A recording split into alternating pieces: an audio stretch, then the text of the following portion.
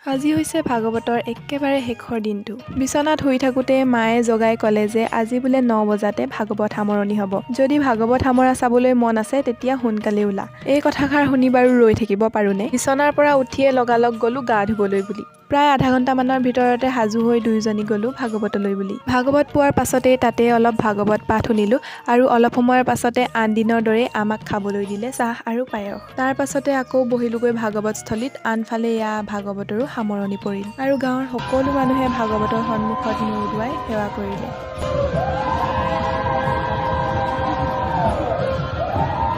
এই সময়কণতে সকলোৰে মনবোৰ সেমেকি পৰিল, কিয়নো ভকতসকলে ভাগৱত পাঠৰ বাবে টোপনি ক্ষতি কৰি হ'লেও কিমান যে কষ্ট কৰিছে। যিহেতু এতিয়া ভাগৱত পাঠৰ সামৰণি পৰিলেই আৰু প্ৰথম দিনাৰ দৰে সকলোবোৰ নীতি নিয়ম কৰি ভাগৱত পাঠভাগ মণিকূটত স্থাপন কৰা হ'ল। গাঁৱৰ সমূহ ৰাইজৰ সহযোগত ভাগৱত পাঠভাগ ইমান ধুনীয়াকৈ হৈ গ'ল আৰু আজি অন্ত পৰিল। আৰু আজিৰ ভিডিঅ'টো ইমানেই।